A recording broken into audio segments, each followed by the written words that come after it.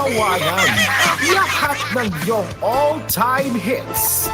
Ang tanging huntahan ng Masang Lamaw. Number 1 sa Mega Manila, nationwide pa. Broadcasting from TGON, TVH Group of Networks. Dito lang sa inyong iisang himpilan. Cool FM. You are listening to Cool FM. Live from Cool Studios. This is Cool News at Noon.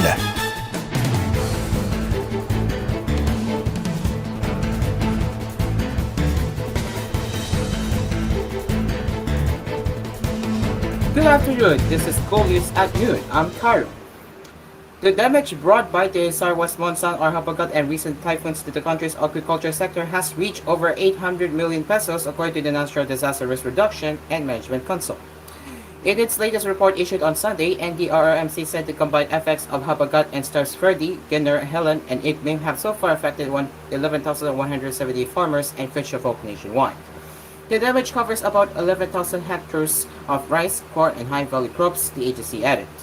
Meanwhile, NDRRMC said the damage brought by the recent weather disturbance in the country's infrastructure has climbed to more than 22 million pesos. On the other hand, around 1.4 million individuals were affected, with 25 reported dead, 30 injured, and 8 missing.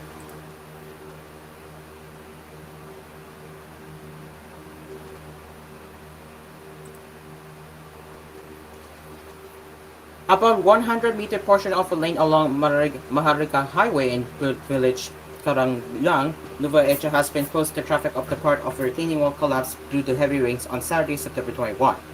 In an advisory, the Department of Public Works and Highways, Region 3 Office of the City of San Fernando, Pampanga, said warning signs have been installed along kilometer 187 plus 400 of the National Road. Please be informed that the Maharlika Highway at kilometer 187 plus 400 Karanglang, Nueva Ecija is currently reduced to one lane due to a road slip and a collapsed retaining wall, the regional agency said on Sunday, September 22. Motorists are advised to exercise caution, follow all posted signs, and plan their travel accordingly. It added. DPWH Region 3 said several meters of the retaining wall collapsed due to the heavy monsoon rains brought by tropical depression Igme. It also noted that barriers have been strategically installed along the highway and that maintenance workers are on site to ensure the safety of motorists and to monitor the situation.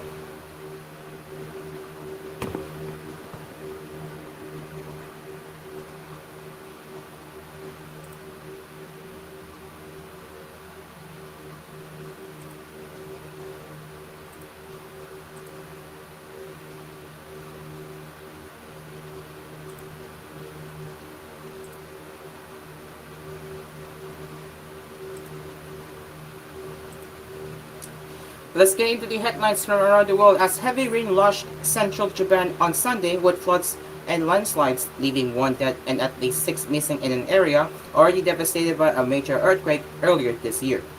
Muddy rivers ran high in Anamitsu, a city of the Noto Peninsula, where damage from the January quake that killed at least 318 people is still visible, AFP reporters said. Authorities on Saturday had urged tens of thousands to evacuate, calling the rains unprecedented as the weather agency issued an emergency warning for the area that remained in place on Sunday. Landslides, blocked roads, and widespread floodings affected homes, including a temporary housing complex in Wajima and Suzu, where victims of the magnitude 7.5 earthquake on January 1 are residing. Military personnel have been sent to the Ishikawa region on the Sea of Japan coast to join rescue workers, top government spokesman Yoshimasa Yahashi told reporters on Saturday. Some 6,000 households were without power and an unknown number were run without running water, the Ishikawa regional government said. In Anamitsu, more rain fell Sunday onto quake-damaged houses and the shattered stone clumps of a shrine still laying on the ground months after they were toppled. A message blared from the city's loudspeaker disaster prevention system warning residents that the rain could flood the sewer system and dirty water could rise up. Hideaki Sato, age 74, stood on the bridge holding a small blue umbrella, unconsciously looking at the swollen water of a small canal. My house was flattened completely in the quake, he told AP. I now live in a small apartment room right here, he said, pointing at the wooden structure behind him. If this floods, it will be a real problem.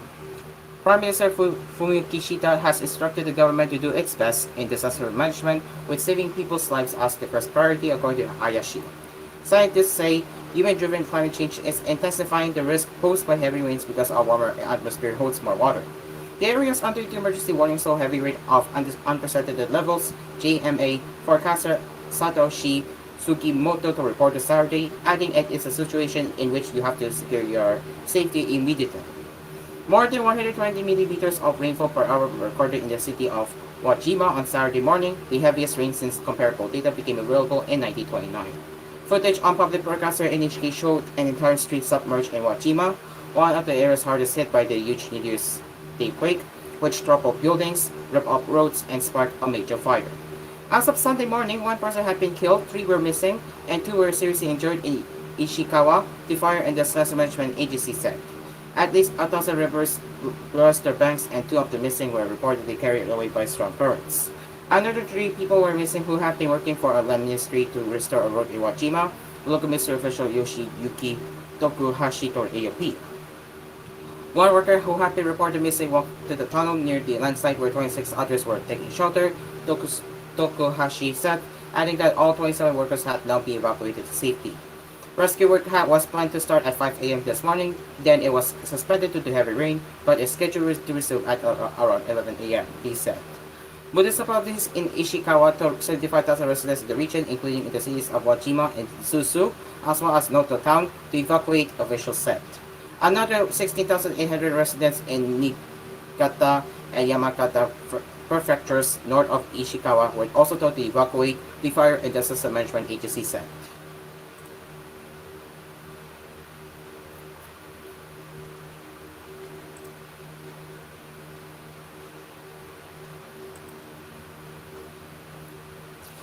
Qatar broadcaster Al Jazeera said that Israeli forces raided its office in Ramallah in the occupied West Bank on Sunday and issued a 45-day closure order. There is a court ruling for closing down Al Jazeera for 45 days, and Israeli soldiers told Al Jazeera's West Bank bureau chief Wali Al Omari, the network reported, citing the conversation which was broadcast live. I ask you to take all the cameras and leave the office at this moment, the soldier said. Footage showed heavily armed and masked troops entering the office. The broadcaster said the soldiers did not provide a reason for the closure order. The move was the latest Israeli action against Al Jazeera. Last week, Israel's government announced it was revoking the press credentials of Al Jazeera journalists in the country 4 months after banning the channel from operating inside Israel. The shutdown had not affected broadcasts from the West Bank or the Gaza Strip, from which Al Jazeera still covers Israel's war with Palestinian militants. The Israeli military has repeatedly accused journalists from the Qatari network of being quote-unquote terrorist agents in Gaza affiliated with Hamas or its allies, Islamic Jihad. Al Jazeera denies the Israeli government's accusations and claims that Israel systematically targets its employees in the Gaza Strip.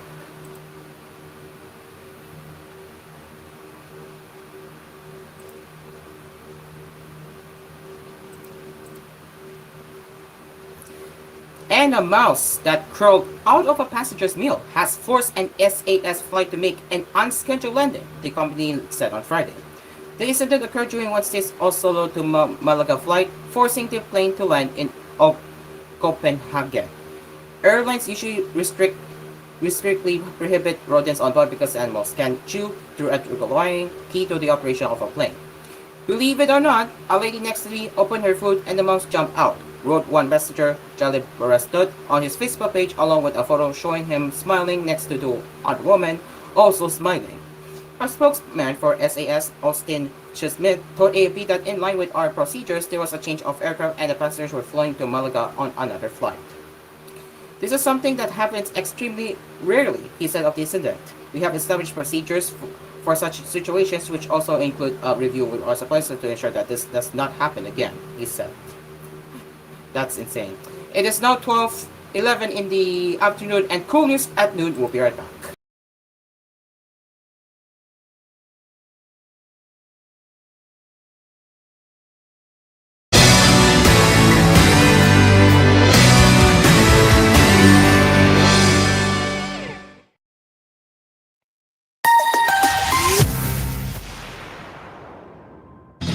Power up with Imugene. Magahatag og kalagsik aron perming update ka makini sa ginseng, ginseng ug astragalus nga napamatud-an na nga makapalig-on sa resistensya ug immunity sa lawas. Imugene, your energy and immunity booster. Mapalit sa inyong mga suking butika. Now approved therapeutically. Uy, Dimples! Ako nga to! Wow, naka-EQ pants din ang baby mo? Siyempre, may new bubble top sheet para iwas rashes. Naks, yayamanin ang features sa presyong abot kaya. Economy, quality, EQ pants. Ikaw na!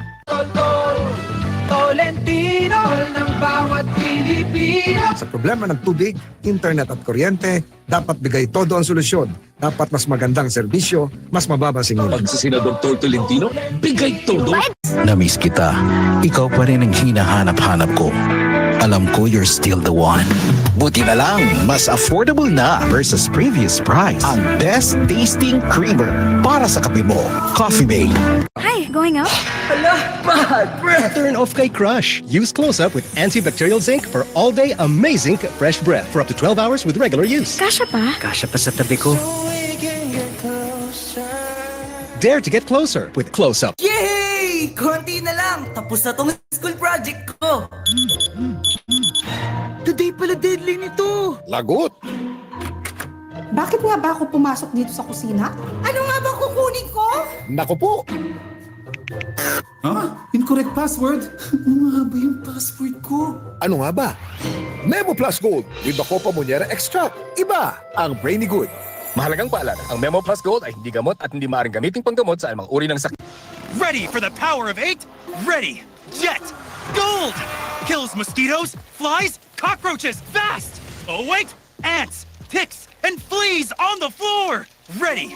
Jet! Gold! Bed bugs in the room, centipedes in the garden! Ready! Jet! Gold! And they're dead! Amazing! Win against 8 insects with one spray. That's the power of 8 by Ars Jet Gold Multi-Insect Killer, a product of Earth Japan. Where does your power really come from? Power to learn! Power to cure! Power to create. Power to connect with loved ones. Hello? Mom! At Aboitiz Power, we aim to provide reliable and sustainable energy. Powering you and life. Aboitiz Power. We power you. Maglaro sa Bingo Plus app para tuloy-tuloy ang saya. Kasi isang piso lang makakalaro ka na sa Bingo Plus. Malay mo, mapanulunan mo pa ang jackpot prize sa first online live streaming bingo sa Pinas. At panalo sa bingo, Plus sa saya! Keep it fun. Game responsibly. Pangarap na bahay at lupa, abot kamay mo na. Takbo na sa pinakamalapit na FC Home Center sa inyong lugar. Bili ng appliances or furniture available through cash, credit cards, at pwede rin through financing partners. Huwag palampasin dahil baka ikaw na ang maswerteng magwawagi na. Inihahatid ng PhilHealth ang mas pinalawak na primary healthcare package para sa lahat ng Pilipino. PhilHealth Konsulta. Magparehistro na sa pinakamalapit na konsulta provider para sa inyong health risk screening at konsultasyon. Maaari makaabil ng mga gamot at laboratory test batay sa rekomendasyon ng primary care provider. Pumunta sa aming official website www.philhealth.gov.ph para sa mga detalye. Konsulta ka na!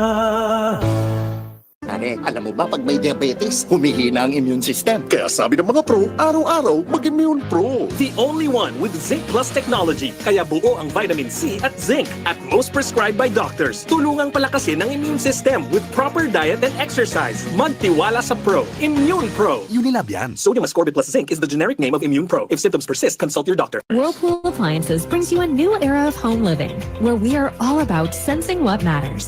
Elevating your lifestyle has never been easier. From Whirlpool washers that adapt to your laundry needs, to refrigerators that extend the freshness of your food items. As an American pride for over 110 years, Whirlpool is dedicated to creating innovations that truly matter. Experience the Whirlpool Sixth Sense innovation. Whirlpool, sensing what matters today. Making your world a little easier. Whirlpool. Eliza Valdez po, may bago sa paborito nating Milo. Mas pinamilo. Milkier. Kaya mas masarap versus previous formulation. Mas pinasarap nga! Talagang, mas pinamino! Totoong, milkier! Masarap para marawin. Try the new, more delicious Milo. Bili na sa inyong suking tindahan. Jam for kitties. Cherry Fur Syrup? Jam for kitties. Cherry Fur Tangkad Sagad. Ang Cherry Fur Syrup ay may chlorella growth factor na tulong para may maximum growth potential. Pwedeng masukat sa growth charts with proper diet and exercise. Tapos, siksik pa sa growth nutrients like taurine, lysine, and more. Cherry Fur Syrup. Tangkad Sagad.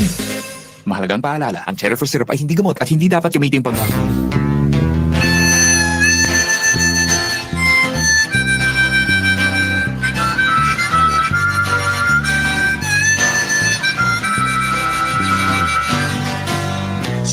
Bicolano kita, Bicolano ikaw, Bicolano ako Bicol. Bicolano kita, Bicolano ikaw, Bicolano Ako Bicol Party List. Katabang na, kasurug pa. Hi! Christine Hermosa po ito. Ang family soap namin, di mahal. Pero ang nakukuha namin, priceless. Hi, Christine! Looking younger every day, ha? Fresh. Laging blooming. Ang kinis. Grabe, kaya lalong in love sa'yo si Oyo, eh. Ganyan pag ang kutis, alaga. Kitang-kita ang ganda. Silka Papaya Soap with regular use. Sa 65 grams, 18 pesos lang na SRP, achieve mo ang kutis alaganda. Ala Christine Hermosa with regular use. Bili na!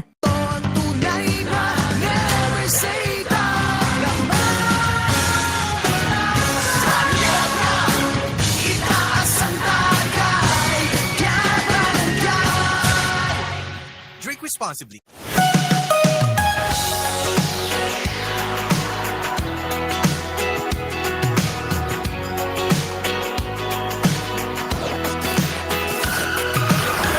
Feeling good while you work.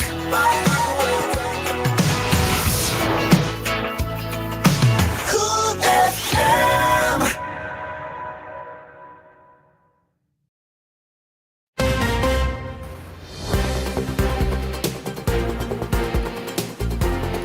You're still with us right here on koolNews at noon. Let's continue with the headlines.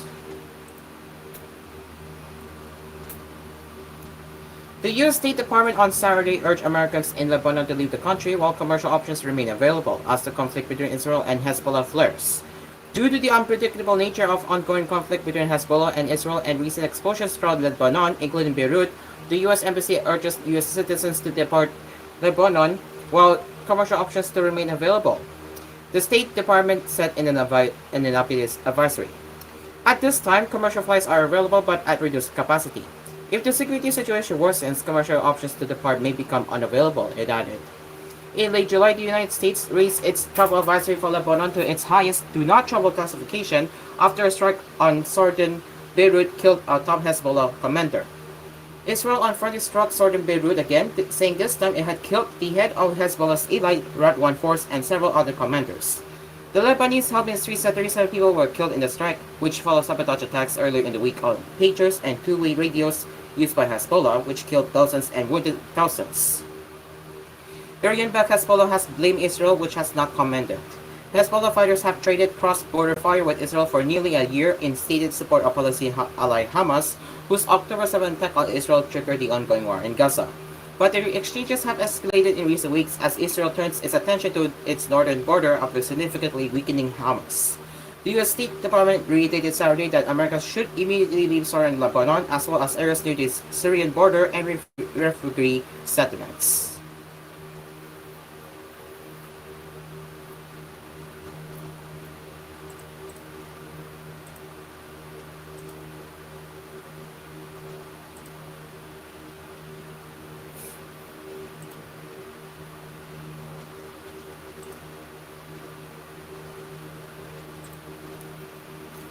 Meanwhile, Israel and Hezbollah exchanged fire on Saturday as rescue crews in Beirut searched the rubble of an apartment building that was leveled by an Israeli airstrike that killed at least 37 people, including one of the militant group's senior leaders as well as women and children.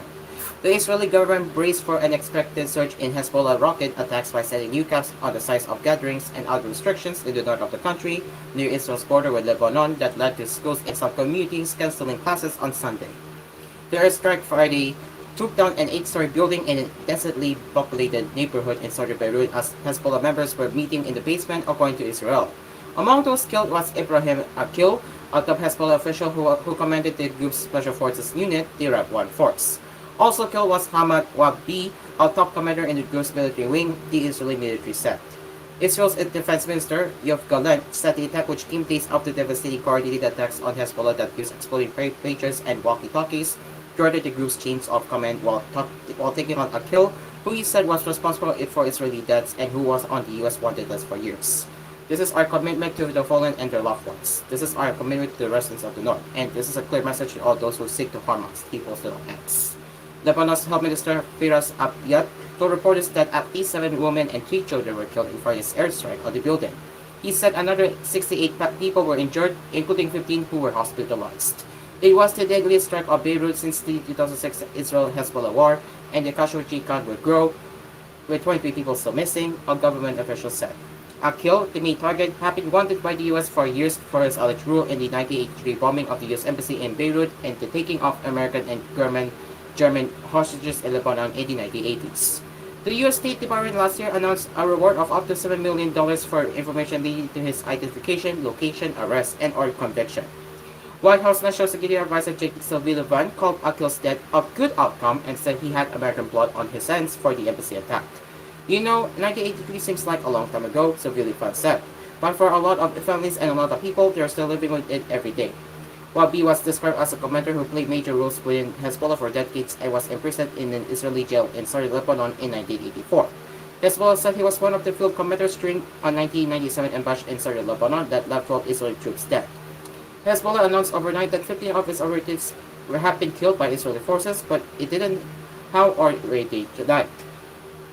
Meanwhile, the Israeli army spokesperson, Lieutenant Colonel Nadav Shorshani, said Saturday 60 Hezbollah fighters were killed in Friday's strike. It wasn't immediately clear if anyone was killed or wounded in the back-and-forth attacks between Israel and Hezbollah on Saturday. The Israeli military confirmed that about 90 rockets have been fired at northern Israel and that Israel has struck more than 400 rocket launchers in Lebanon during the day. Expecting a surge in rocket attacks, Rear Admiral Daniel Hagari, an Israeli defense spokesman, announced updated safety guidelines for areas north of Haifa, including caps on gatherings of 30 people in open spaces and 300 in enclosed spaces. Work and school can continue if people can reach protected areas in a timely manner. But since students and teachers in some places wouldn't be able to reach shelters in the required time, Sunday classes were cancelled in at least 2 border regions within an hour of the announcement.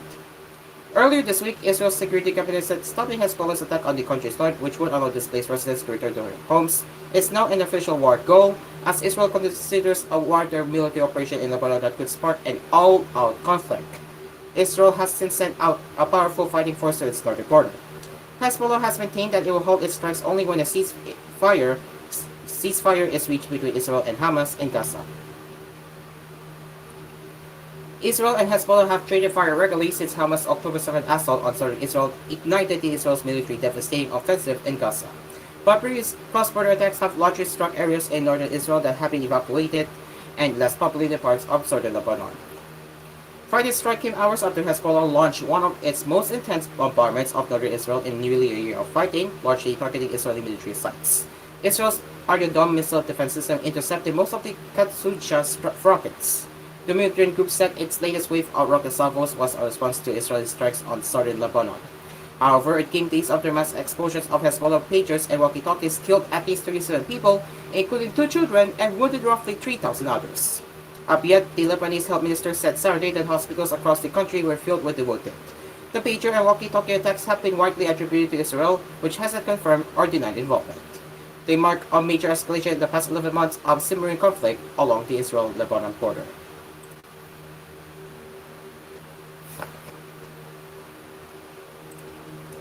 Let's get back into the national news, as this news just came in, the Philippine National Police has issued a stern warning to all of its officers and members against serving political figures as the filing for the certificate of candidacy starts on the first week of October. PNP Chief General Romel Barbero likewise directed all police units to boost their election-related preparations to ensure peace and order during the 2025 polls. We are entering a crucial period as candidates for the 2025 elections begin filing their certificates of candidacy. I am directing all local police units to remain vigilant, perform their duties efficiently under the quad principle, and ensure public safety, the PNP top official said. At the same time, I am reminding every officer that political neutrality is a core responsibility. Do not allow yourselves to be influenced or used by politicans, he told law enforcers. He also pointed out that their duty is to uphold law and order without any bias or political partisan, adding that those who engage in partisan activities will be dealt with accordingly.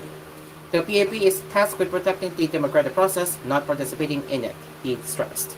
We will not tolerate any officer who compromises our commitment to neutrality and fairness. Any form of political interference, whether directly or indirectly, will be met with swift and decisive action, Marvel said. The PNP chief also asked the public to report any irregularities done by the police.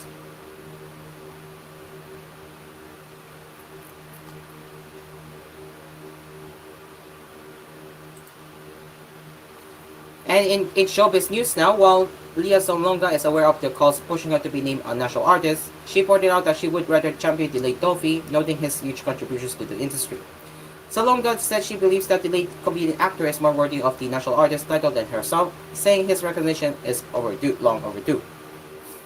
No, there are folks who are far more deserving than me and whose national artist awards are long overdue. I would love to see somebody like Dolphy, for example, because we have to judge him as an artist for his body of work. He told TV5 on the sidelines of the 2024 CCP Gawad para sa Singing Award ceremony. The award-winning theater actress also noted Dolphy's film, where he portrayed a gay man, including Fefita Fongay Futa de Palaypay, so Hando Fongay Ewan, Ang Tatay ng Nanay, and Markova Comfort Gay. He has contributed so much even to movies where he's cross-dressing. It lends so much tolerance and acceptance to the LGBTQIA+ community.